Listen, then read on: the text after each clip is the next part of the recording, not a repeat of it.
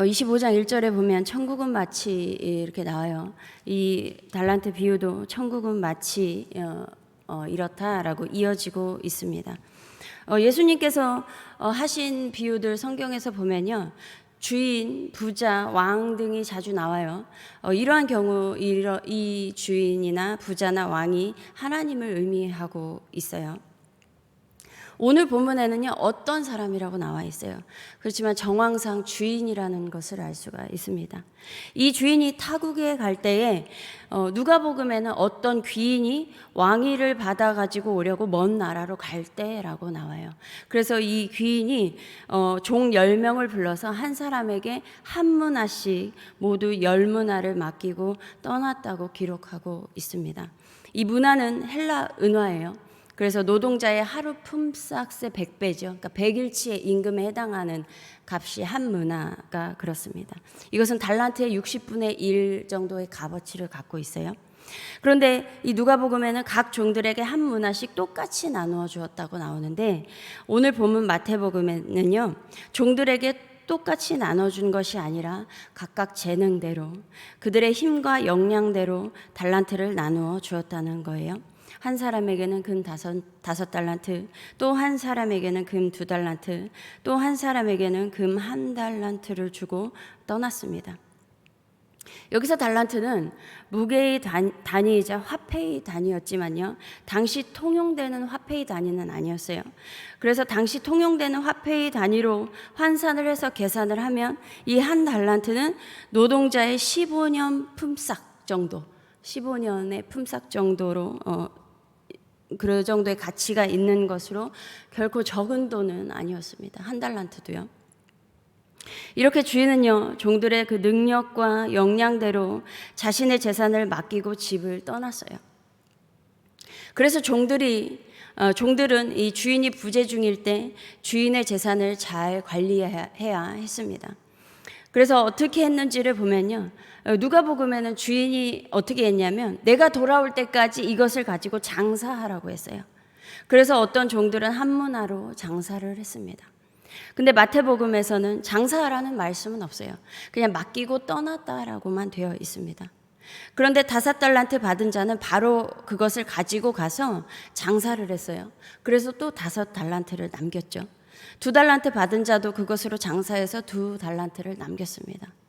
그런데 1달란트 받은 자는 가서 땅을 파고 그 주인의 돈을 감추어 두었어요. 당시 이스라엘에서는 로마에서 운영하는 은행이 있기는 있었다는 거예요. 그 은행은요, 지금과 같이 환전을 하거나 대출 그리고 예금 적금 같은 일을 했어요. 그 때도요. 그렇지만 이러한 은행이 많지는 않아서 은행을 이용하는 것이 쉽지 않았다는 거예요. 그래서 돈이나 보화를 안전하게 보관하는 방법은 땅에 묻어두는 거였습니다. 그러다가 주인이 피치 못할 사고를 당해서 누구한테 얘기한 적도 없고 그러면 이제 그냥 그대로 묻어져 있는 거죠. 그래서 나중에 시간이 흘러서 땅을 파다가 누군가 우연히 발견하게 되는 거예요. 그래서 천국은 마치 밭에 감추인 보화를 발견한 것과 같다는 비유가 여기에서 나온 것입니다. 1달란트 받은 종이 택한 방법 역시 땅에 감추어 두는 것이었어요. 그런데 이것이 얼마나 어리석은 일인지 주전 5세기경에 지어진 이솝우화 중에 한 이야기가 있는데요. 하루는 한 구두쇠가 모든 재산을 다 팔아서 금덩어리를 하나 산 거예요. 그리고는 그것을 몰래 땅에 묻어두고는 매일 그 금덩어리를 묻어둔 장소에 가서 잘 있는지 확인을 매일매일 한 거예요. 그런데 이제 뭐 한두 번 그랬지만 매일 이 사람이 이렇게 하니까 한 사람이 좀 눈여겨보다가 뭐 하는 거지? 하고 쫓아갔어요. 따라갔어요. 몰래 따라가서 그 장소를 정확히 확인을 하고는 밤중에 몰래 가서 파봤더니 금덩어리가 있는 거예요. 갖고 도망간 거죠. 그 다음날 또 구두쇠는 또 그 자리에 갔겠죠. 그래서 또 파봤더니 금덩어리가 없어진 거예요. 그 대성통곡을 하고 있었더니 한 사람이 지나가다가 왜 무슨 일이냐 물어보니까 이러한 일이 있었다라고 얘기를 했어요. 그런데 그 사람이 얘기하기를 슬퍼하지 말라고, 돌 하나를 가져다가 이곳에 묻어두면 됩니다. 그리고는 이곳에 금덩어리가 들어있다고 생각하십시오. 당신이 이곳에 금덩어리를 숨겨놓고는 아무것도 하지 않았습니까?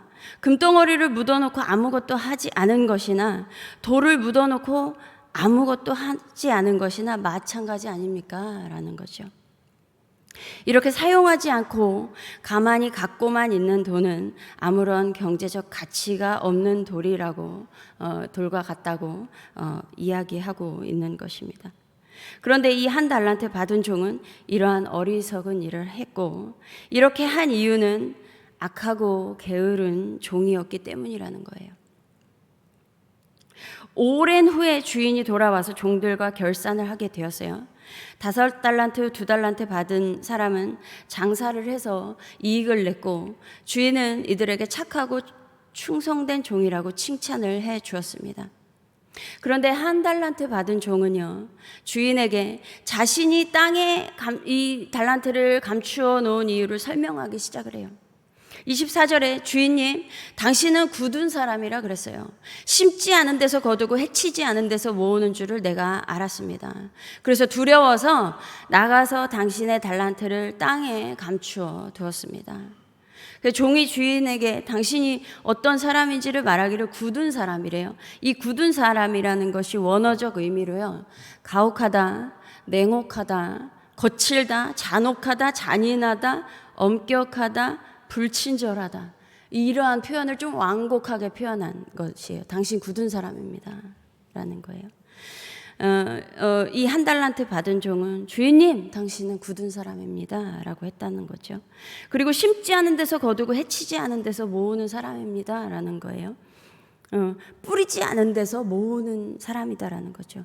그런데 하나님께서는요, 이 세상에 심겨둔 원리는 씨를 뿌려야 돼요. 심어야 되고, 그래야지만 그것이 자라서 추수할 수 있게 만들어 놓으셨어요. 이 세상의 원리입니다. 그런데 이 1달란트 받은 종은요, 이러한 이 굳은 사람이라고 이 생각하는 주인이 두려워서 달란트를 땅에 감추어 두었다는 거예요. 그러면서 주인이 왔을 때 고스란히 1달란트만 돌려주고 있습니다.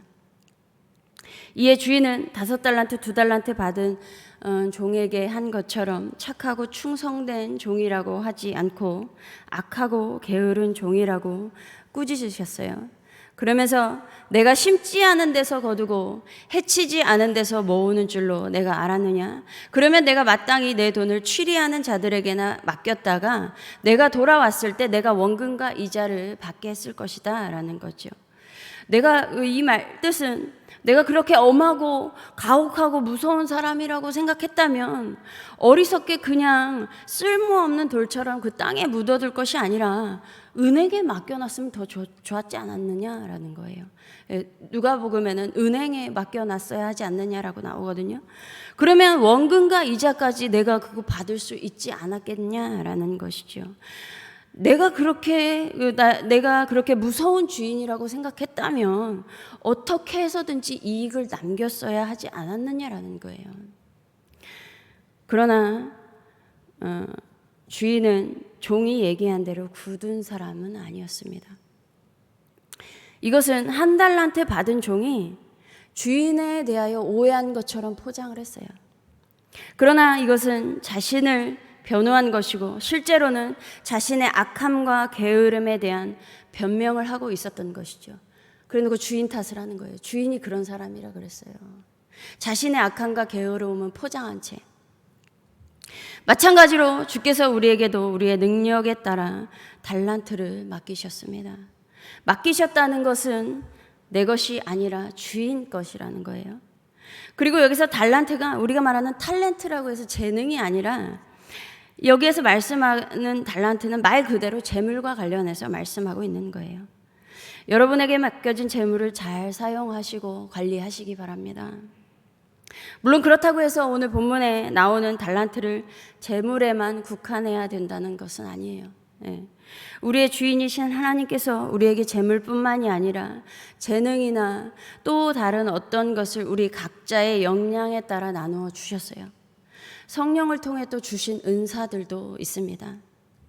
1달란트가 적은 것이 아니었던 것처럼 하나님께서 우리에게 맡기신 건 역시 가치 있고 귀한 것들이에요. 또한 이것은 각자에게, 또 우리 교회에, 또한 우리 사회에 무엇보다 하나님의 나라와 그 뜻을 위한 것입니다. 그러므로 그것을 적절하게 사용하고 관리하시기를 바랍니다. 왜냐하면요, 하나님은요, 우리에게 맡긴 만큼 적절하게 기대하고 계시기 때문이에요. 오랜 후에 주인이 다시 와서 종들과 결산을 했던 것처럼 우리의 주인이신 예수 그리스도께서도 반드시 다시 오실 것입니다. 우리 주인이신 예수님은 가혹하고 거칠고 잔혹한 분이 아니에요. 굳은 분이 아니세요. 공의와 사랑을 겸비하셨고요, 죽기까지 우리를 사랑하신 분이십니다. 그러나 마지막 날 우리와도 결산을 하실 거예요. 그러므로 주인이 오시기 전에, 지금이죠, 현재를 우리는 살고 있습니다. 이 오늘을 주인이 우리에게 각자에게 맡기신 것을 착하고 충성되게 사용하고 관리하며 살아가시기 바랍니다. 그래서 예수 그리스도께서 다시 오시는 날 착하고 충성된 종아, 내가 적은 일에 충성하였음에 내가 많은 것을 내게 맡기리니 내 주인의 즐거움에 참여할지어다, 이러한 칭찬받는 우리 모두가 되기를 축복합니다. 기도하겠습니다. 하나님 감사합니다. 우리에게 믿음 주신 것도 감사한데 우리 각자에게 정말 그 역량대로 여러 가지 많은 것들을 우리에게 맡기셨습니다. 하나님, 이것을 우리가 값지게 여기며 하나님의 나라와 그 영광을 위해서 잘 사용하고 관리할 수 있도록 주님 인도하여 주시옵소서. 이 오늘을 우리에게 주셨는데 이 오늘을 주님께서 주신 이 모든 것들을 잘 관리할 수 있도록 주님 함께 하시고 지혜 주시고 인도하여 주시옵소서. 그래서 오늘을 하나님께 돌려드리는, 영광 돌리는 귀한 삶을 살게 하여 주시옵소서. 그래서 주님 다시 오시는 그 마지막 날에 착하고 충성된 종아, 이렇게 칭찬받는 우리 모두가 되기를 원합니다. 감사드리며 우리 주 예수 그리스도의 이름으로 기도드립니다. 아멘.